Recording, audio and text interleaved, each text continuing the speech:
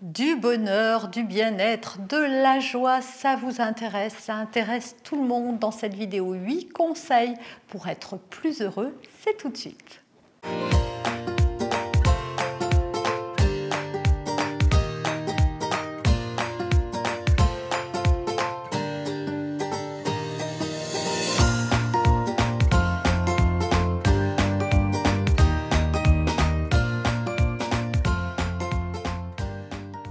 Bonjour, je suis Noémie de Saint-Cernin, votre coach en développement personnel et en parentalité. On va parler bonheur dans cette vidéo. Je vais vous donner mes 8 conseils pour être plus heureux. Et si vous voulez garder une trace de cette vidéo et avoir une fiche récapitulative de ces 8 conseils, eh bien vous pouvez la télécharger tout de suite.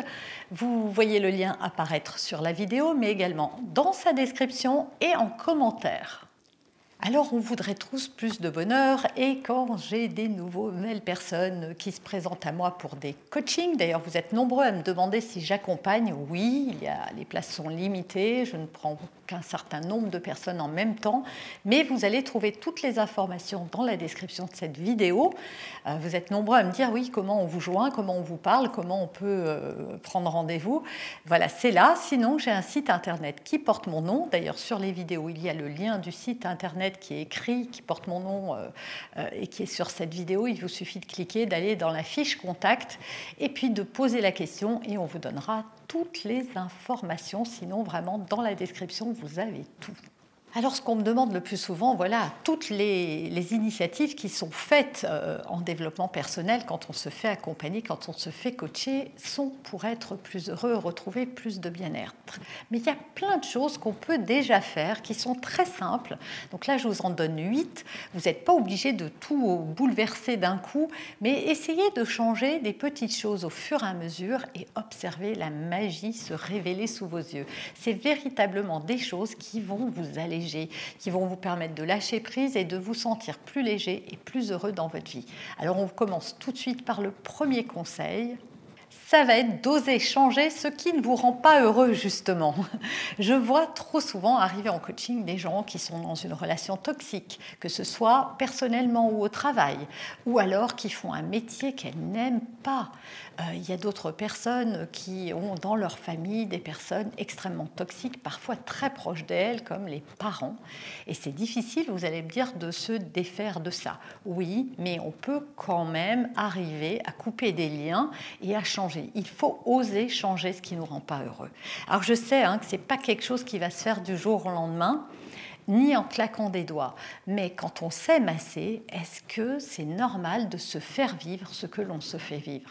C'est vraiment la question à se poser. Peut-être pas d'arriver à tout chambouler d'un coup, mais déjà commencer peut-être à s'affirmer, à dire non, à oser dire ce que l'on ressent, ce que ça nous fait, à oser poser ses propres limites et dire quelles sont les barrières qu'on ne veut plus laisser que les autres franchissent, par exemple, quand le problème vient de quelqu'un d'autre. Et quand on n'est pas heureux, par exemple, dans son travail, c'est de déjà commencer à envisager ce qu'on pourrait faire. Ce n'est pas d'envoyer tout bouler du jour au lendemain, mais c'est simplement de se poser dans le calme pour savoir qu'est-ce qui nous nourrirait à l'intérieur, qu'est-ce qui nous ferait du bien, vers quoi on aimerait aller. Dans un monde idéal, qu'est-ce qu'on changerait pour être plus heureux? Et d'oser faire un pas vers ça. Deuxième chose pour être plus heureux, c'est d'investir en soi-même.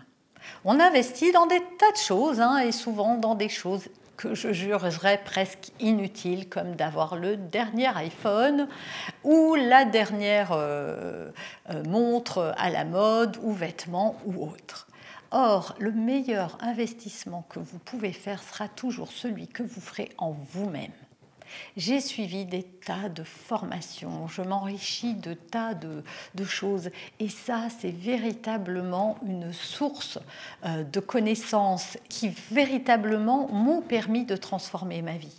Se faire accompagner, ne pas rester bloqué là où on en est et aller chercher de l'aide, nourrir intellectuellement sa pratique ou ses connaissances sont des choses qui vont vous permettre d'investir en vous.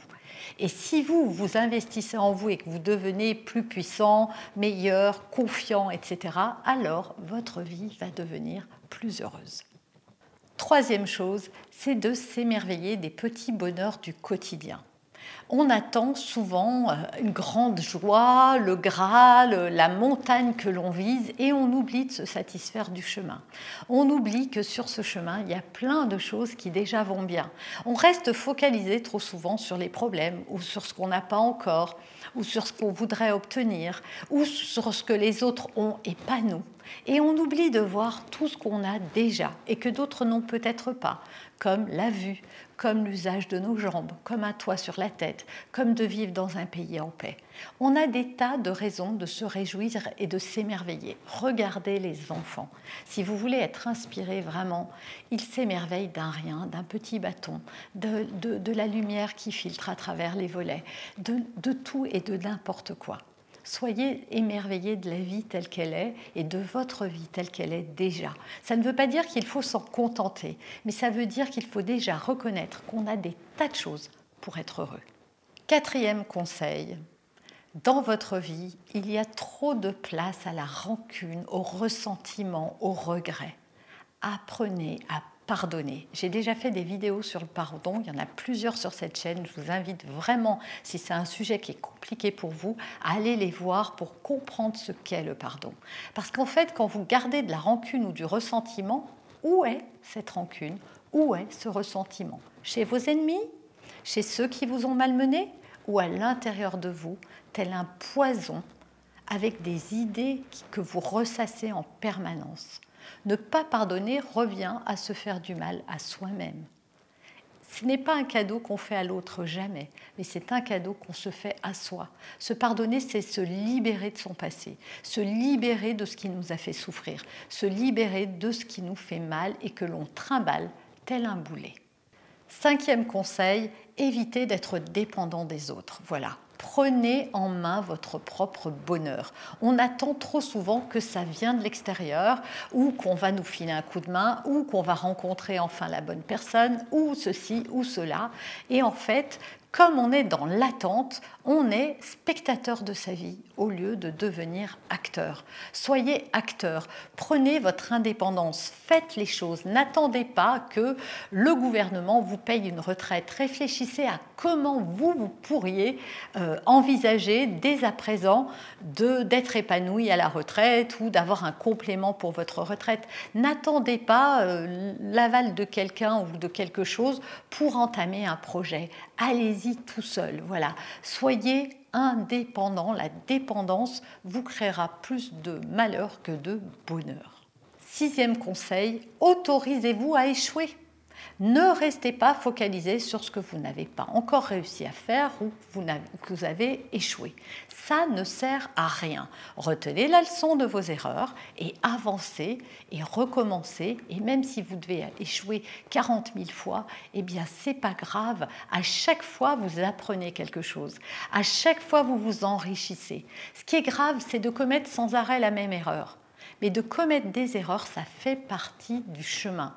Et il n'y a pas de réussite sans écueil. Ça n'existe pas. Tout le monde échoue. Donc acceptez-le, ça vous évitera de ne rien faire. Beaucoup de gens restent bloqués de peur d'échouer.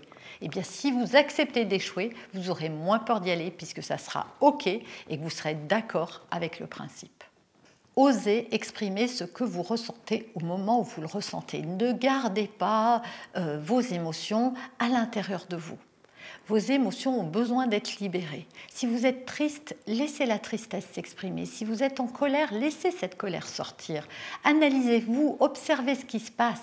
Ne faites pas comme si tout allait bien, même pas mal, même pas peur, tout va bien, je vais bien. Non, il faut laisser une place aux sentiments et à l'expression de ces sentiments. Ça ne veut pas dire qu'il faut communier avec sa colère et s'en prendre à la terre entière. Ça ne veut pas dire qu'il faut s'accrocher à cette tristesse et dégringoler dans la dépression. Ça veut juste dire qu'il faut reconnaître quand on vit une émotion difficile et la laisser partir comme on laisserait partir les nuages que l'on voit passer dans le ciel. Et c'est tout. Une bonne gestion émotionnelle, c'est une bonne intelligence émotionnelle et c'est un bien-être considérable que l'on va pouvoir s'offrir et qui va nous libérer et nous donner beaucoup plus de sérénité et donc de bonheur et de joie.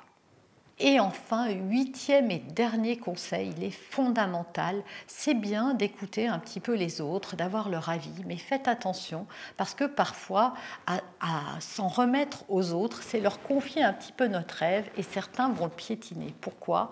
Parce que les gens vont exprimer les peurs qu'ils ont par rapport à ce qu'on veut faire. Donc sachez à qui vous vous confiez, mais surtout, osez écouter votre petite voix intérieure. À l'intérieur de votre cœur, vous savez.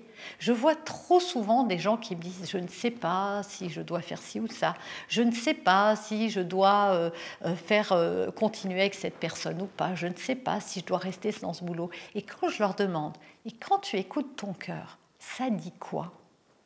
Tout le monde sait répondre à cette question. Tout le monde sans exception.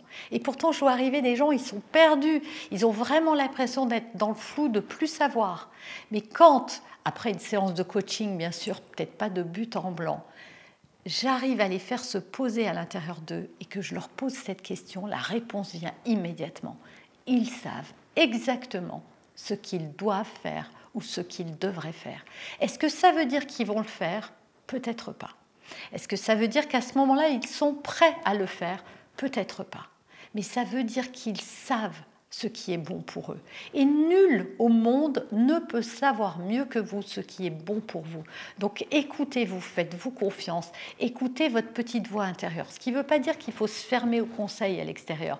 Il faut les prendre, les analyser, s'écouter et avancer en voyant si on en tient compte, si on intègre ça comme une variable dans ses projets ou si au contraire, on les laisse de côté. Voilà, j'espère que ces 8 conseils vous auront inspiré, que ça vous aura donné envie d'en suivre quelques-uns, d'en mettre en pratique, parce que c'est vraiment ça la clé. Si vous ne changez rien, rien ne changera jamais. Si vous voulez garder une trace et justement avoir un fil conducteur, eh bien, je vous invite à télécharger la fiche récapitulative de la vidéo. Et moi, je vous retrouve très bientôt dans une prochaine vidéo. En attendant, vous pouvez liker, commenter et partager celle-ci au plus grand nombre. À très bientôt.